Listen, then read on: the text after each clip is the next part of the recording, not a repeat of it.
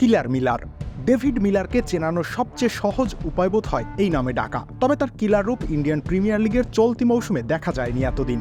ফলে সংশয় জেগেছিল তাকে নিয়ে, কিন্তু সব শঙ্কা উড়িয়ে দিয়ে নিজের সেরা ছন্দে ফিরলেন তিনি।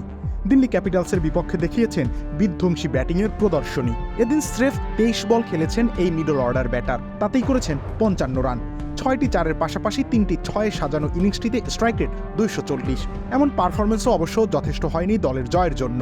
তার বীরত্বকে ম্লান করে দিয়ে শেষ পর্যন্ত 4 রানে হেরেছে গুজরাট টাইটান্স। তাই তো ট্র্যাজিক হিরো হয়েই থাকতে হলো তাকে। 95 রানে 1 উইকেট থেকে 98 রানে 3 উইকেটের দলে পরিণত হয়েছিল গুজরাট। ঠিক সে সময় 22 গজে আসেন এই বাঁহাতি।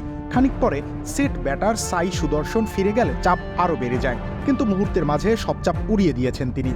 কাউন্টার অ্যাটাকিং ক্রিকেটের সাহায্যে জয়ের পথে ধরে রেখেছিলেন নিজের দলকে। অন্য প্রান্তে নিয়মিত উইকেটের পতন ঘটলেও তাকে টলাতে পারেনি স্বাগতিক বোলাররা। একের পর এক বাউন্ডারিতে লড়াই জমিয়ে তোলেন তিনি। আন্ড্রিক নরকিয়ার 1 ওভারেই আদায় করেন 24 রান। এর মধ্য দিয়ে পূর্ণ হয় ব্যক্তিগত হাফ সেঞ্চুরিও। আইপিএলের চলমান আসরে এটি তার প্রথম অর্ধশতক।